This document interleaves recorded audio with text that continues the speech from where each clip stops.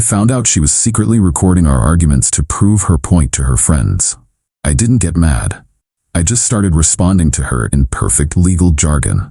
The confusion on her face when she realized what her evidence actually proved. I, 28 male, discovered something about my girlfriend Veronica, 26, that changed everything. Not in a dramatic, explosive way. More like watching someone slowly realize they've been building their house on quicksand. We'd been together for 2.5 years, living together for 1. She worked in marketing for a cosmetics company. I was a paralegal at a mid-sized firm. Not the most exciting job, but I enjoyed the precision of legal language, the way words could be weapons or shields depending on how you wielded them. Veronica always said my job made me too literal and boring. She'd complain I couldn't just have normal conversations without overthinking everything. Classic criticism, right? Except she had this habit of starting arguments about the smallest things. The dishwasher, the thermostat, which streaming service to keep. And somehow I always ended up being the bad guy. 3 weeks ago, everything clicked into place. Veronica was in the shower and her phone kept buzzing on the nightstand. Not trying to snoop, but the notifications were lighting up the whole room. I glanced over and saw a WhatsApp group chat called V's Evidence Locker. Evidence Locker? My paralegal brain immediately perked up. When she got out, I casually mentioned her phone was going crazy. She grabbed it, smiled, and said her friend group was super active today. But that name stuck with me. Evidence Locker. What kind of friend group calls their chat that? 2 days later, I got my answer. Veronica left for her weekly wine night with the girls. She was running late and forgot her tablet on the couch. It was still logged into her WhatsApp web. I know I shouldn't have looked, but that chat name had been eating at me. One peek. Just to settle my paranoia. What I found was illuminating. The chat was exactly what it sounded like. Veronica had been secretly recording our arguments for months. Audio files labeled with dates and offense. October 3rd, he's gaslighting about the dishes again. October 17th, mansplaining the Netflix password. November 2nd, classic manipulation about my spending. Each recording followed by commentary from her friends. OMG, what a narcissist. Girl, he's so toxic. This is emotional abuse, babe. My ex did the same thing. Red flags everywhere. I listened to one recording. Just one. It was from last week. An argument about her buying a $400 purse when we'd agreed to save for vacation. But listening to it, she'd edited it. Cut out the part where she'd agreed to the budget. Cut out where she'd hidden the purchase for 2 weeks. Only kept my frustrated reaction when I found the credit card statement. I sat there for probably an hour, scrolling through months of recordings. Every single one edited, cherry-picked, crafted to make me look like a controlling monster.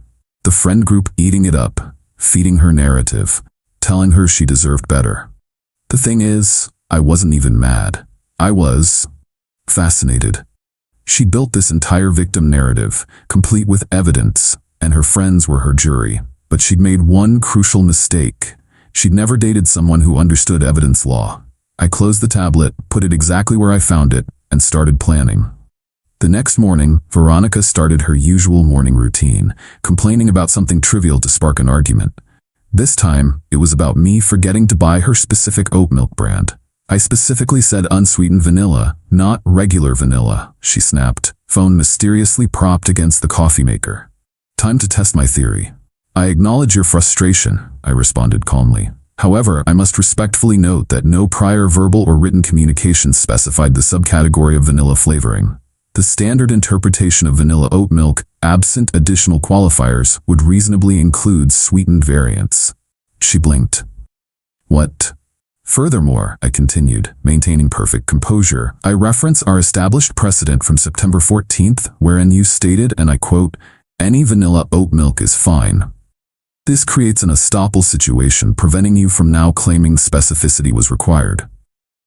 Why are you talking like that? I'm simply clarifying the factual record for accuracy.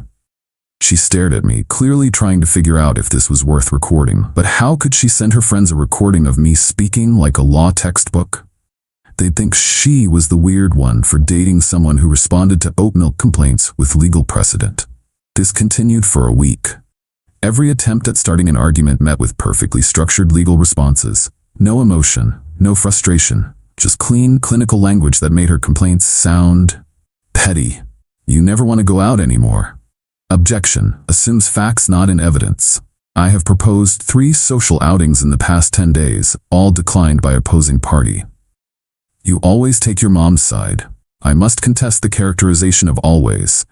In the matter of the Thanksgiving 2023 scheduling conflict, I advocated for your position despite maternal objection. The recordings stopped. I could tell because she stopped propping her phone up during conversations. Her evidence locker friends were probably wondering why the content dried up. But I wasn't done. Phase 2 began last week. See, Veronica had gotten comfortable with me being the villain in her story. What happens when the villain starts keeping receipts? I started a journal. Not a diary, a contemporaneous record of events. Legal standard. Times, dates, direct quotes, context included. All handwritten, harder to claim fabrication. Monday, November 13th, 7:23 a.m. V initiated argument regarding breakfast choices. Claimed I never consider her dietary needs. Note, purchased her requested gluten-free bread yesterday. Receipt attached. Tuesday, November 14th, 6:45 p.m. V accused me of financial control when asked about $200 ATM withdrawal. When provided opportunity to explain, stated it was none of my business. Note, shared rent payment due tomorrow. The beautiful thing about accurate documentation, it tells a different story than edited recordings. Yesterday, it all came to a head. Veronica had been getting increasingly frustrated with my new communication style. She couldn't get the reactions she needed for her recordings. Her friends were apparently asking if everything was okay because she'd gone silent in the chat. So she escalated. We need to talk, she said, phone prominently displayed. About your behavior lately. Certainly, please specify which behaviors you'd like to address, preferably with concrete examples including dates and times. This weird way you're talking, it's creepy and manipulative. Interesting characterization. For the record, I'm employing precise language to ensure clear communication and prevent misunderstandings. Would you prefer I return to my previous communication style? Yes. The style you've been documenting without my consent and sharing with third parties after selective editing? The color drained from her face. Gotcha. I don't know what you're talking about. Reference, WhatsApp group chat titled V's Evidence Locker, created June 2023. Approximately 47 audio recordings shared to date, all edited to remove context and your instigating behaviors. You went through my phone? Negative. You left your tablet logged in on shared furniture. The notifications were visible without any deliberate access attempts. She grabbed her phone, probably to record this confession. But what was she going to share? A recording of me calmly stating facts while she scrambled? You had no right. Actually, I interrupted, pulling out my journal. Let's discuss rights. One-party consent laws in our state allow recording of conversations you're part of. However, defamation laws still apply to false statements made to third parties. Your edited recordings, presented as complete conversations, could constitute defamation per se, as they falsely accuse me of emotional abuse. Are you threatening me? I'm informing you of legal realities. Additionally, I've maintained contemporaneous records of our actual interactions, including your patterns of instigation, financial deception, and emotional manipulation. That's not. You can't. I can, and I have. Now I suggest we discuss this like adults. Would you prefer to continue recording, or shall we have an actual conversation? She turned off her phone. First honest conversation we'd had in months. Update 1. The fallout from my revelation was instructive. After I confronted Veronica about the recordings, she went silent for about 2 hours. I gave her space, figured she needed time to process. What I didn't expect was her nuclear response. That evening, she came out of the bedroom with her suitcase. I'm going to stay with Brittany for a few days, she announced. I need to think. Understandable. Will you be taking your belongings, or is this temporary? She glared at me. Stop talking like that. Apologies. Do you want to take your stuff, or are you coming back? I don't know yet. She left, and immediately the group chat apparently exploded. How do I know? Because one of her friends, Megan, actually reached out to me. Now, Megan was different from the others. She'd always been polite at gatherings, never joined in the bash the boyfriend sessions I now knew were happening. She sent me a text. Hey, just wanted you to know, V is sharing some pretty intense stuff in the group. You might want to protect yourself. I thanked her and asked if she could be more specific. The screenshots she sent were, wow.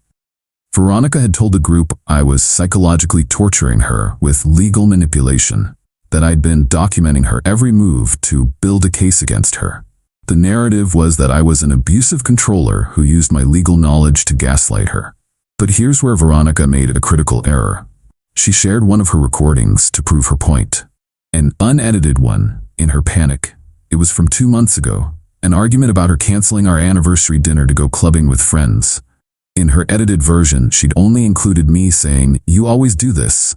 You never prioritize us." But the full recording? It started with her saying, "I don't care if you already made reservations. The girls want to celebrate Tiffany's promotion. You're so clingy, expecting me to choose you over my friends. It's just another day." Followed by 10 minutes of me trying to calmly explain why anniversaries matter, her mocking my boring romantic crap, and then my frustrated response. Megan said the group went quiet after that. Someone asked why this recording was so different from the others. Veronica claimed it was the only time she'd edited anything. Then Megan, absolute legend, asked to hear the raw files of other recordings. Veronica lost it, started accusing Megan of taking his side and betraying the sisterhood, removed her from the chat. The damage was done. 2 other friends reached out privately to Megan with questions. The doubt was planted. Meanwhile, I was dealing with my own situation. See, when Veronica said she was staying with Brittany for a few days, I took that at face value. But after a week, I needed clarity. I texted her, "Hi Veronica, it's been 7 days. I need to know your intentions regarding our living situation, as rent is due soon and decisions need to be made." Her response was pure entitlement. "I'll come back when I'm ready. Don't pressure me." To clarify, are you maintaining your position as a tenant of this apartment? Obviously, my name is on the lease. Acknowledged. Rent is due in 5 days. Your half is $950. You seriously expect me to pay rent when you forced me out? Correction. You voluntarily left after I discovered you'd been secretly recording and defaming me. No force was involved. Your tenancy obligations remain. This is financial abuse. I didn't respond. Instead, I did something else. I contacted our landlord, explained the situation, minus the drama, just that my co-tenant had voluntarily vacated but wanted to maintain tenancy, and asked about my options. He was surprisingly helpful, told me that if she didn't pay rent, I could pay the full amount and sue her for her portion. Also mentioned that if she'd abandoned the property for 30 days without payment, it could be considered lease abandonment. Good to know. Day 10 of her being gone, things escalated. Veronica showed up with Brittany and 2 guys I didn't recognize. At 11 p.m., demanding entry to collect her things. I opened the door but kept the chain on. "Good evening, I'm happy to arrange a time for you to collect belongings. However, it's late and I wasn't given notice of this visit." "It's my apartment too," she screeched. "Correct. However, you've established temporary residence elsewhere. Courtesy dictates reasonable notice for property access when not in active residence." One of the guys stepped forward. "Just let her get her stuff, man." "I'm happy to accommodate that request during reasonable hours with proper notice. Shall we schedule for tomorrow at 2 p.m.? "We're here now," Brittany chimed in. "Yes, I can see that. However, I'm within my rights to request reasonable notice for entry, especially given the late hour and multiple unknown individuals present." Veronica was recording again. I could see her phone in her hand. Good. Let her record me being reasonable while she brought 2 random men to my door at 11 p.m. "Additionally," I continued, "for everyone's protection, I'll need to document any items removed from the premises. Standard procedure when a co-tenant collects belongings after establishing alternate residence." "Are you serious right now?" Veronica spat. "Quite serious. Tomorrow, 2 p.m. You may bring 1 person to assist. I'll have an itemized list ready for signature. Have a good evening." I closed the door. They pounded for another 5 minutes before leaving. The next day, she didn't show. Instead, I got a text. "My dad will be coming for my things. Don't try your weird legal crap with him." Her dad was actually reasonable. Showed up alone, was polite, helped pack her stuff efficiently. As he was leaving, he paused. "She told me you've been abusive. But you seem pretty level-headed to me." "I appreciate that, Mr. Caldwell. I've documented everything if you'd ever like to see the full picture." He nodded slowly. "She's always been dramatic. Her mom's the same way. Good luck, son." That evening, I got an email from Veronica, subject formal notice. She was demanding I pay her back for her portion of furniture, electronics, and household items we purchased together. Claimed since I was forcing her out, I should buy out her half of everything. The entitlement was staggering. She voluntarily left, refused to pay rent, and now wanted me to pay her? I responded with my own formal notice. Attached every receipt showing I'd paid for 80% of our shared items, included screenshots of her texts admitting she left voluntarily. Cited state law on abandoned property and tenant responsibilities. Then I added one more thing. Please note, should you choose to pursue legal action, I will be compelled to submit to evidence all documented instances of your behavior, including but not limited to the 47 edited recordings you shared with intent to defame, your admission of financial deception, and patterns of emotional manipulation. I suggest we handle this matter quietly and move forward separately. Radio silence for 24 hours. Then, a text from Megan. She's melting down in the group, says you're blackmailing her, but honestly, most of us are done with her drama. Thanks for the wake-up call. Good. The truth has a way of surfacing, doesn't it? Final update. So this is how it ends. Not with a bang, but with a whimper and a whole lot of paperwork. After my formal notice email, Veronica went dark for about a week. No texts, no surprise visits, nothing. Even her social media went quiet. I figured she was planning something, so I just continued documenting everything and living my life. Then I got a letter. An actual physical letter from a law firm. My stomach dropped for about 2 seconds before I read it. It wasn't a lawsuit, it was a settlement proposal. Apparently, Veronica had convinced her parents to pay for a lawyer consultation. That lawyer, after reviewing her evidence, aka the recordings, had some hard truths for her. Turns out, secretly recording someone for the purpose of mockery and defamation isn't exactly legal gold, especially when you've edited said recordings to remove context. The letter essentially proposed, she drops any claims to shared property, I drop any potential defamation claims. We go our separate ways. Clean break. But here's where it gets interesting. Attached to the proposal was a note from her lawyer that I don't think Veronica knew was included. My client has been advised of the significant legal risks of pursuing action given the circumstances. I strongly recommend accepting this mutual release. Translation. Your client is screwed, and we both know it. I took the settlement to my firm's family law attorney for review. Perks of working at a law firm. She laughed. Actually laughed. She recorded herself committing defamation repeatedly and shared it with witnesses, then tried to shake you down for money? Take the deal before she realizes how badly she's exposed herself. I signed. Send it back. Done. But Veronica wasn't quite done embarrassing herself. 2 days after the settlement was finalized, she posted on social media a long, dramatic post about surviving narcissistic abuse and finding her voice. No names, but obvious to anyone who knew us. The comments were not what she expected. Megan, bless her, commented, "Brave of you to speak up. Quick question though, weren't you the one recording him without consent and editing the files?" Brittany tried to defend, "Megan, victims do what they need to survive." Another friend, Carla, who'd been quiet until now, "Actually, I've been thinking about those recordings. Why were they all edited? And why did you kick Megan out when she asked for originals?" The post devolved into arguments. Veronica deleted it within hours. But the real karma came from an unexpected source, her job. Remember how she worked in marketing? Well, turns out her company has a pretty strict social media policy. And someone, not me, I genuinely don't know who, sent screenshots of her evidence locker chat to HR, including the parts where she'd been recording and sharing conversations that happened in our apartment while she was supposed to be working from home. She didn't get fired, but she did get demoted from senior marketing associate to junior coordinator with a matching pay cut. Suddenly that apartment she couldn't afford half of, really couldn't afford now. Last I heard through the grapevine, she moved back in with her parents. The evidence locker group chat disbanded after massive infighting. Megan and 2 others completely cut her off. Her dad told someone at their country club that his daughter needed to grow up. She's dating some new guy who apparently thinks her recording habit is toxic. Growth? As for me, life is peaceful, beautifully, wonderfully peaceful. I kept the apartment, got a normal roommate who pays rent and doesn't document our conversations. Started dating a fellow paralegal who finds my legal speak endearing rather than annoying. We actually use it as foreplay, kidding. Mostly. My firm promoted me to senior paralegal after my handling of a complex evidence review. Turns out, Dealing with Veronica's manipulation tactics made me really good at spotting doctored documents and inconsistent narratives. The best part? I still have my journal. Every entry, every receipt, every documentation of her lies.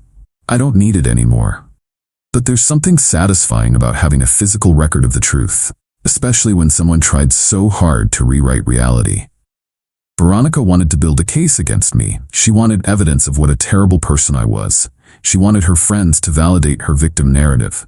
Instead, she created 47 pieces of evidence of her own manipulation, defamation, and abuse. She documented her own downfall, edited it badly, and distributed it to witnesses. In legal terms, we call that hoisted by your own petard. In regular terms, play stupid games, win stupid prizes. I don't check her social media anymore. Don't care what she's doing. The opposite of love isn't hate, it's indifference. And I'm beautifully, legally, formally indifferent. Thanks for following along with this weird journey. Remember, if someone in your life needs to secretly record you to prove you're bad, they're probably the problem. And if you're going to document everything, maybe don't admit to editing the evidence. Court dismissed.